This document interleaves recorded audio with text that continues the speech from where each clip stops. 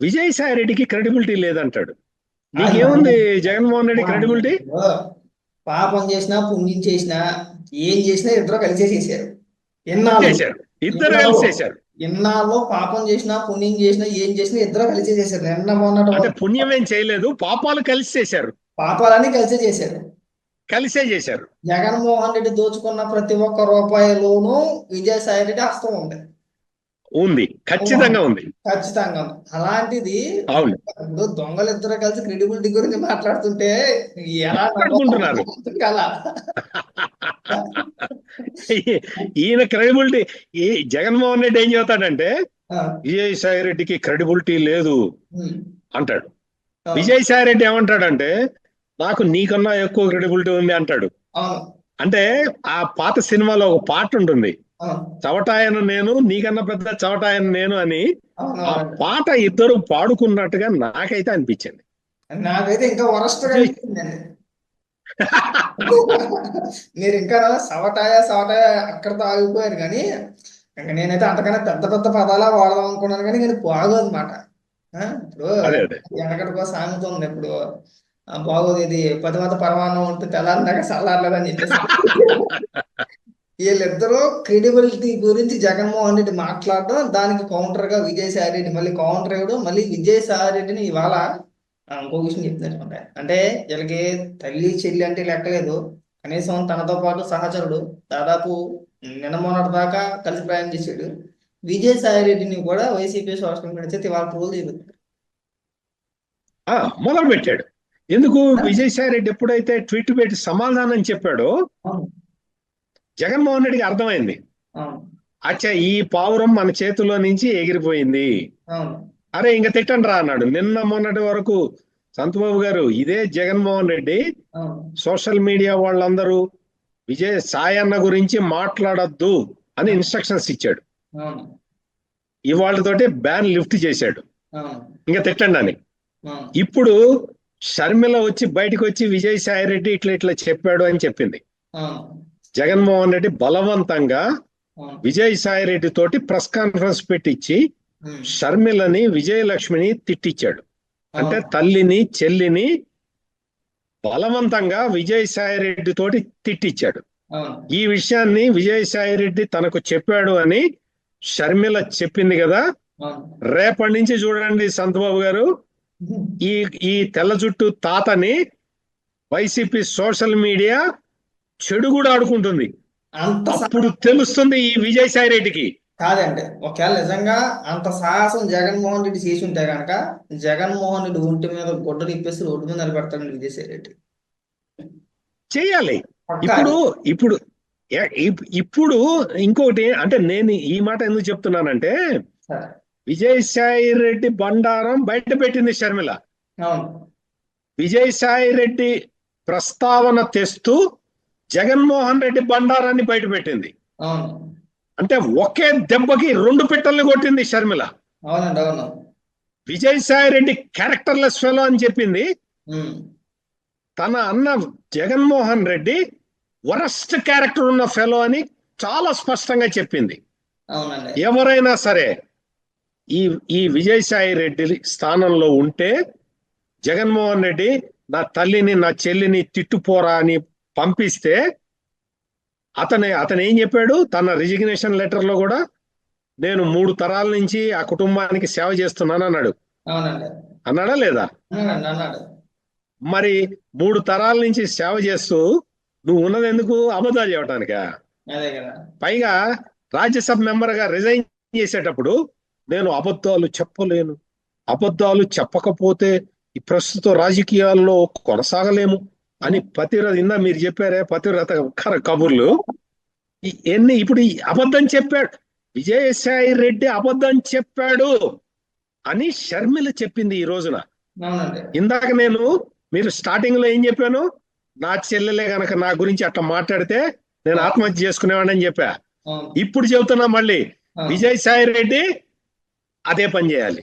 ఎందుకు అంటే నువ్వు ఒక క్యారెక్టర్లెస్ ఫెలో అని చెప్పి, నువ్వు అన్ని అబద్ధాలు ఆడుతున్నావు అని చెప్పి, నువ్వు రాజ్యసభకి రిజైన్ చేసేటప్పుడు నువ్వు చెప్పిన మాటలన్నీ, అంటే నేను నిజాలే చెప్తాను, అబద్ధాలు చెప్పను, అబద్ధాలు చెప్పకపోవటం వల్లే రాజకీయాల నుంచి బయటికి వెళ్లాల్సి వస్తున్నది అని ఇటువంటి సిద్ధాంతాలు చెప్పాడు కదా ఈ విజయసాయి రెడ్డి. అన్ని అబద్ధాలు చెప్పాడు అని ఈ రోజున షర్మిల ప్రూవ్ చేసింది. అన్ని అబద్ధాలేనండి. ఇప్పుడు విజయసాయి రెడ్డి అన్ని అబద్ధాలే, చార్టెడ్ అకౌంటెంట్ కదండి ఆయన. అన్ని అబద్ధాలు, దొంగ లెక్కలు. చార్టెడ్ అకౌంటెంట్ కాబట్టి ఆ, దొంగ లెక్కలు. దొంగ లెక్కలు అబద్ధాలు. జగన్మోహన్ రెడ్డితో స్నేహం చేశాడు కాబట్టి అబద్ధాలు. ఇక్కడ మీకు ఇంకో చిన్న లాజిక్ చెప్తాను చూడండి. ఇక్కడ పోలవరం ప్రాజెక్ట్ కి సంబంధించి 19 ఎన్నికల ముందు అంటే, ఆ తర్వాత అధికారంలోకి వచ్చిన తర్వాత పోలవరం ప్రాజెక్ట్ గురించి ఎవరు ఎప్పుడు మాట్లాడాలని పక్కన పెట్టేసండి. 19 ముందు పోలవరం ప్రాజెక్ట్ లో చంద్రబాబు నాయుడు గారు అవినీతి చేశారు, డబ్బులు తినేసారని మాట్లాడేవారు మీకు గుర్తుండే ఉంటది. అవును, అవును, అలాగా పోలవరం ప్రాజెక్ట్ కి రాష్ట్ర ప్రభుత్వం ఏది ఖర్చు పెట్టినా సరే పోలవరం ప్రాజెక్ట్ అథారిటీ ద్వారానే ఖర్చు పెట్టాలంటే, అంతే కదా. తర్వాత మనం బిల్లులు పెట్టుకుంటాం, కేంద్రం మనకి ఇచ్చింది, అదంతా సపరేట్ మ్యాటర్ మళ్ళీ.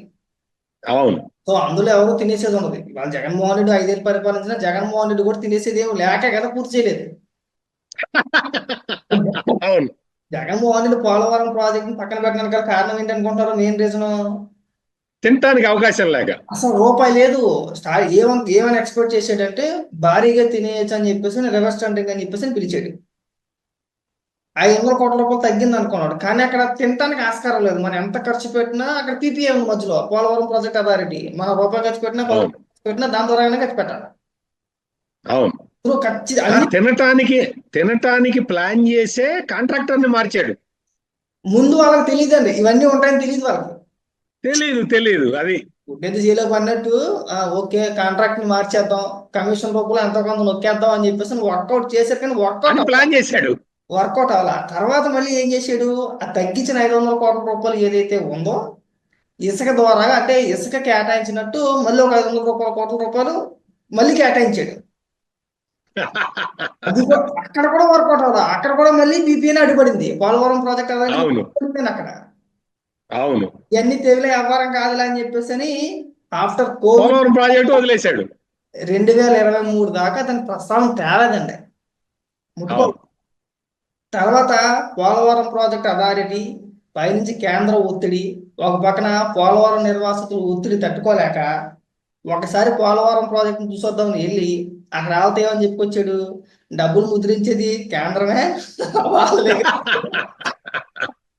ఇప్పుడు నిజంగా డబ్బులు ముద్రించేది కేంద్రమే. ఆర్బీఐకి కొన్ని రూల్స్ ఉంటాయి, కొన్ని లెక్కలు ఉంటాయి. నిజంగా మనమే డబ్బులు ముద్రించుకుంటామంటే మన దేశానికి 2 లక్షల కోట్ల రూపాయలు అప్పు ఎందుకు ఉంటుంది? గుద్దేసుకోవడమే కదంటే. ఇప్పుడు ఏముంది, 4 పేపర్ వాళ్ళు పెట్టుకుని గుద్దేసుకోవడమే కదా. అవును. ఆ తినటానికి లేకనే ఇట్లా సంతబాబు గారు ఇట్లా చెప్పిన ఈ ఆర్థిక తత్వవేత్త వైఎస్ జగన్మోహన్ రెడ్డి, అంటే ముద్రించేది వాళ్లే, కేంద్రం మోడీ, నరేంద్ర మోడీ నోట్లు ప్రింట్ అన్నట్టు మాట్లాడిన ఈ ఆర్థికవేత్త ఈయనట క్యాపిటల్ ఎక్స్పెండిచర్ పెంచాట, బడ్జెట్ లో అసలు అన్ని బడ్జెట్ ప్రాఫిట్ లోకి తెచ్చాట, అంతా మొత్తం తలసరి ఆదాయం పెంచాట, రాష్ట్ర గ్రోత్ రేటు పెంచాట. నోట్లు ఎక్కడ ప్రింట్ చేస్తారో, ఎవరు ప్రింట్ చేస్తారో, ఏ పద్ధతుల్లో ప్రింట్ చేస్తారో తెలియని ఈ ఆర్థికవేత్త. అక్కడ దాకా ఎందుకంటే సింపుల్ గా అండి, ఈ ఎన్నికల ముందు వరకు కూడా, ఈ ఎన్నికల ప్రచారంలో కూడా మనకు కావాల్సిన కంపెనీలు కాదు, పెద్ద పెద్ద భవనాలు కాదు, పెద్ద పెద్ద బిల్డింగ్లు కాదు, వీళ్ళు చెప్పుకొచ్చిన డైలాగులే కదా. అవును, అవును. పథకాలు ఉంటే సరిపోద్ది, మేము పథకాల ద్వారా డబ్బులు వేస్తున్నాం, ఎవరికి స్వయం ఉపాధి అవసరం లేదు, మేము డబ్బులు వేస్తున్నాం కదా అని చెప్పేసి మాట్లాడిన వీళ్ళు నేను ఏమని మాట్లాడతాడండి? కంపెనీలు రావట్లేదు మనకి, పెద్ద పెద్ద నగరాలు మనకి లేవు, హైదరాబాదు, బెంగళూరు లాంటి నగరాలు మనకి లేని వల్లనే పరిశ్రమ రావట్లేదు అంటాడు. ఒక పక్క నుంచి అమరావతి మీద విషయం కక్కేస్తారు. అమరావతిని నాశనం ఈ పనుడే కదా ఈయన. అసలు వాళ్ళు మాట్లాడే మాటలకి అసలు విలువ ఎక్కడ ఉందండి? వాళ్ళు మాట్లాడిన మాటలు పొద్దున మర్చిపోతారు, మీకు గుర్తుండవు వాస్తవానికి. వాళ్ళది ఇప్పుడు మీరు నేను ప్రాంప్టెడ్ గా మాట్లాడతామండి, మనకి స్క్రిప్టే ఉండదు. జనరల్ గా కొన్ని పాయింట్స్ అనుకుంటాం, మాట్లాడతాం, అది మన మైండ్ లోని ఇవాళ ఉంటది, రేపు ఉంటది, ఎల్లుండి కూడా ఉంటదండి. అంతే కదా. సంవత్సరం తర్వాత అడిగినా మనం చెప్పగలుగుతాం, మనం ఆ రోజు ఇలా మాట్లాడుతున్నాం అని చెప్పేసి అని. అదే నాకు ఒక స్క్రిప్ట్ ఇచ్చి నా చేసి చదివించేశారు అనుకోండి, నేను రేపు పొద్దున్న దాన్ని చెప్పలేను. ఆ 10 నిమిషాలు మాత్రమే నేను చదవగలుగుతుందని, తర్వాత నేను చెప్పలేను, ఎందుకంటే నా మైండ్ లో ఉన్న మాట కాదు అది.